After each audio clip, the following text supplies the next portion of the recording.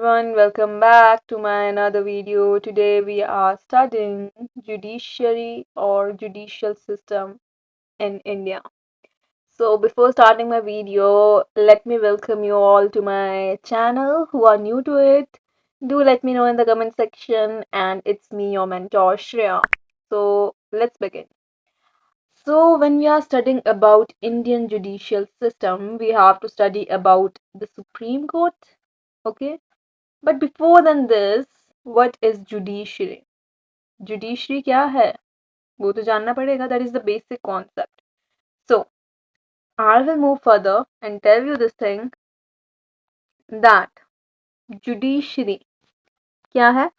It is a, we can say, the guardian of what? Rights. So first of all, judiciary के लिए हम एक अच्छी सी जो एग्जाम में पूछे जाने वाली डेफिनेशन याद करेंगे. I will teach you, I will tell you, do not to worry.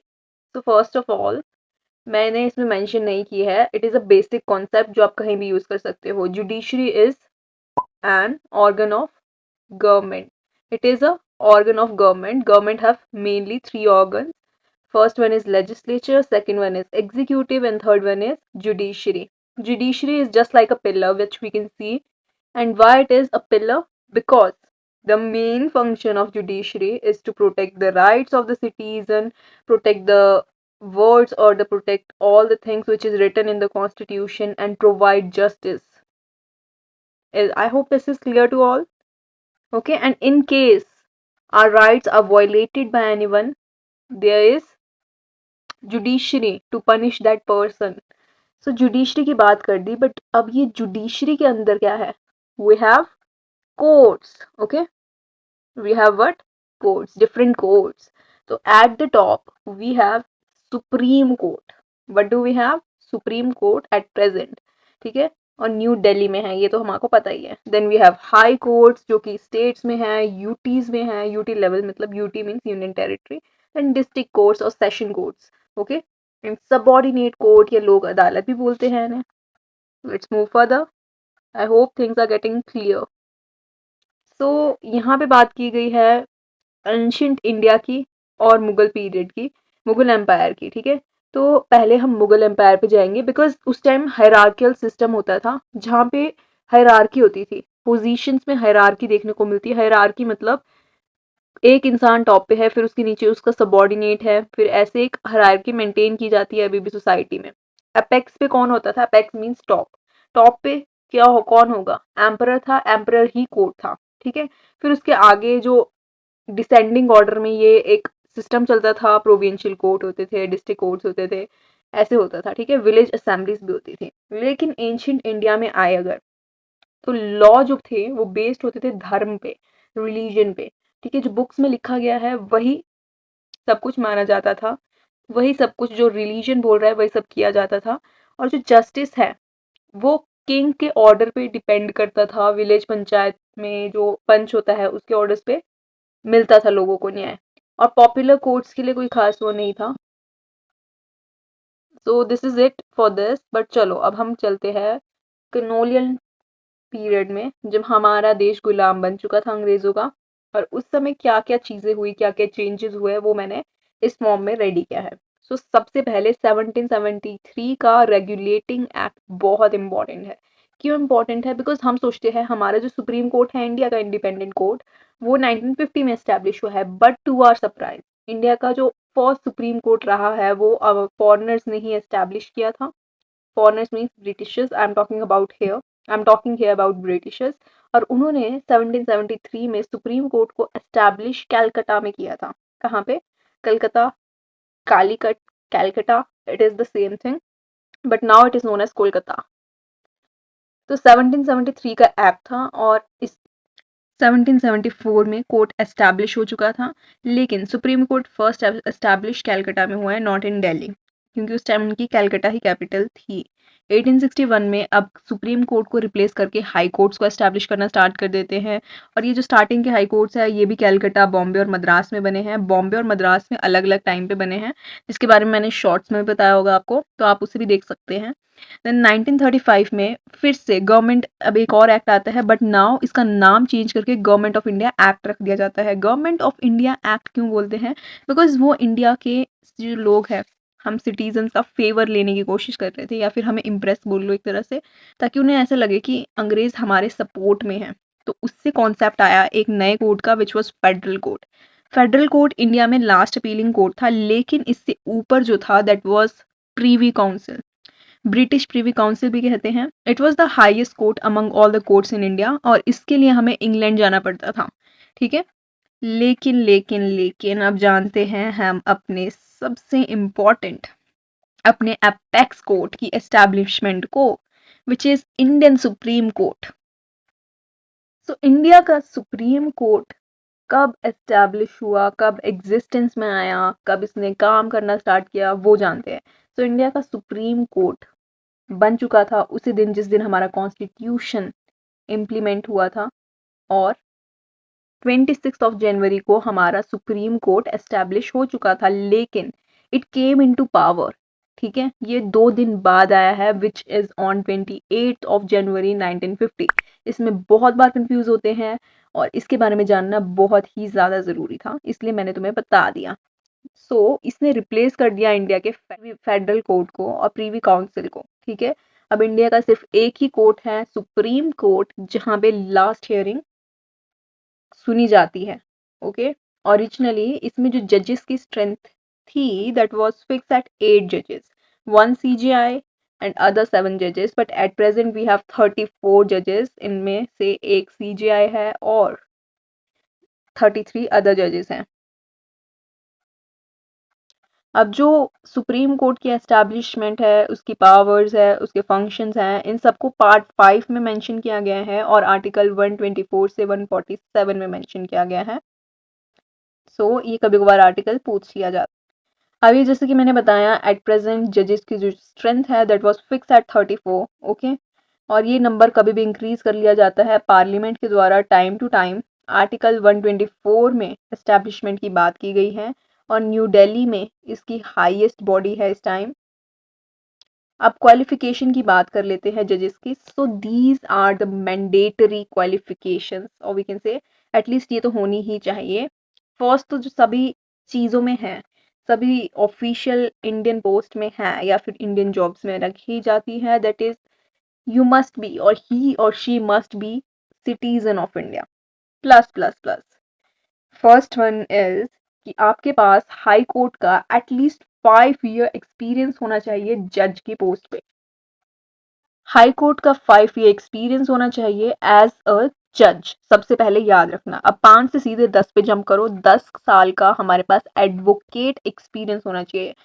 You should be experiencing like practising as an advocate in the high court for at least 10 years। अब थर्ड क्वालिफिकेशन ये है, which is a distinguished jurist in the opinion of President of India. Okay, let's move further ahead. Appointment mechanism के बारे में जानेंगे। हमारे Indian constitution में article 124 का जो ये क्लॉज 2 है, उसमें तो सीधे सीधे ये लिखा गया है कि प्रेसिडेंट ही उन्हें अपॉइंट करता है। ठीक है, वही किसे अपॉइंट करते हैं, सुप्रीम कोर्ट के जजेस को। लेकिन ऐसा एक्चुअली में नहीं होता है, ऐसा प्रैक्टिकली नहीं होता है। प्रैक्टिकली जो रियलिटी है that is related to collegium system, जिसके बारे में मैंने कल बताया था आप लोगों को। इंडिया के जो कॉलेजियम सिस्टम है, इसमें इसे हम सबसे पहले कह सकते हैं सीनियर मोस्ट जजेस का एक ग्रुप है। ठीक है, सीनियर मोस्ट जजेस का एक ग्रुप है, वो भी सुप्रीम कोर्ट के। अब इसमें एक सीजीआई होते हैं और 4 सीनियर मोस्ट जजेस होते हैं सुप्रीम कोर्ट के। इनका फंक्शन क्या है, डिसाइड करते हैं, अपॉइंट करते हैं उन लोगों को जजेस के लिए, नेम सजेस्ट करते हैं, उसके बाद जाके अपॉइंट होते हैं, ट्रांसफर भी करते रहते हैं और एलिविएशन भी करते हैं। So let's know about the tenure and the oath of office of both. इनकी जो ओथ है कॉन्स्टिट्यूशन में, ये अपने पद को ग्रहण करने से पहले एक ओथ लेते हैं, अपनी पोजीशन को होल्ड करने से पहले एक ओथ लेते हैं, और ये ओथ किसके सामने लेते हैं? Before the president. और इनकी ओथ में sovereignty, integrity and perform duty without fear और फेवर की बात की जाती है। इनका जो टेन्योर मैक्सिमम होता है विच इज फिक्स एट 65, 65 पे फिक्स होता है। ठीक है, इनकी मिनिमम एज अपॉइंटमेंट की लिमिट नहीं है, लेकिन इनके मैक्सिमम एज फिक्स है। वैसे ये रेजिग्नेशन भी दे सकते हैं रिटर्न डायरेक्टली, अगर ये अपने पोस्ट को छोड़ना चाहे प्रेसिडेंट को। अब इनकी शील्ड्स की बात कर ले तो इनको हम रिमूव आर्बिट्री एक्शन के थ्रू नहीं कर सकते हैं डायरेक्टली। इनको रिमूव करने के लिए हमारा फर्स्ट स्टेप रहेगा एक इन्वेस्टिगेशन कमेटी। ठीक है, जो यहाँ पे मैंने मेंशन की है, जज इंक्वायरी एक्ट होता है 1968 का, इसीलिए लाया गया था, एक कमेटी बैठती है। फिर इस मामले को, किसी जज को अगर रिमूव करना है, पार्लियामेंट में एड्रेस किया जाता है। थर्ड स्टेप में 2/3 मेजॉरिटी चाहिए एट प्रेजेंट मेंबर्स की, जो वहां पे होंगे वोटिंग के द्वारा, और उसके बाद फाइनली जाके इन्हें रिमूव किया जाता है। So let's get to know about their financial independency. Okay, तो इनका जो हाउस रेंट है वो 24% रिड्यूस कर दिया जाता है। यहाँ पे मैंने थोड़ा सा डाटा गलत हो गया है, दैट इज कि इनकी अब जो मंथली सैलरी है सुप्रीम कोर्ट की CJI की, that is fix eight 2,80,000, and for other जजेस इट इज फिक्स एट 2,50,000। इन्हें अदर अलाउंसेस भी दिए जाते होंगे, उसके साथ कुल मिला के कुछ इस तरीके की है। तो इनकी मेनली अब जो पावर्स है उनकी बात कर लेते हैं। सो इनकी जो मेन पावर्स है दैट इज ओरिजिनल है, अपीलिएट है, एडवाइजरी है, रिट्स एंड रिव्यू की है, जिनके बारे में हम थोड़ा थोड़ा आगे जानते हैं। सो ओरिजिनल जूरिस्डिक्शन का मतलब क्या है वो जानते हैं।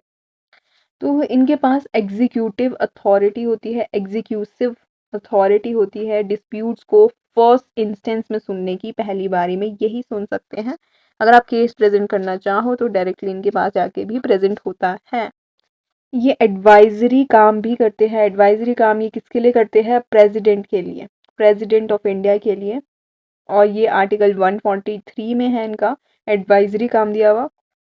ठीक है, इसका एग्जाम्पल नीचे अयोध्या लैंड डिस्प्यूट्स हैं, और एक अदर एग्जाम्पल दिया गया है। Other thing is review jurisdiction. अब ये किसी भी केस को अगेन रिव्यू कर सकते हैं because it is the top appealing court.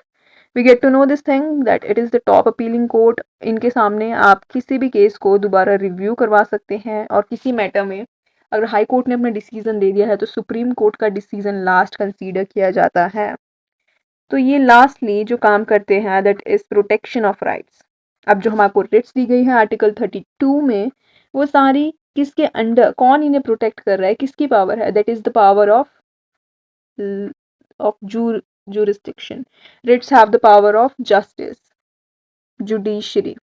और कोर्ट का जो रिकॉर्ड है आर्टिकल 124 में कहा गया है, the law declared by supreme court shall be binding on all court with in the territory of India. इसका मतलब क्या है कि जितने भी कोर्ट भारत में हैं, ठीक है, एक्सप्लेनेशन नीचे अलग से भी दिए हैं, the court's pronouncements serve as the final interpretation of the constitution.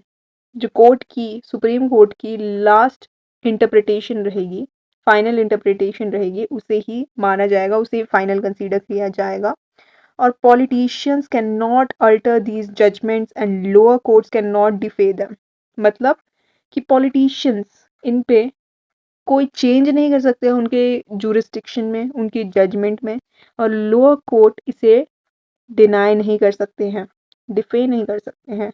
This is it for the video, and if you liked it, if you loved it, so do give it a thumbs up because बहुत मेहनत लगती है ऐसी videos को बनाने के लिए, काम करना पड़ता है, माइन्यूट डिटेल्स कलेक्ट करनी पड़ती है। तो अगर आपको अच्छी लगी हो please let me know, and if you have any doubt please tell me down in the comments.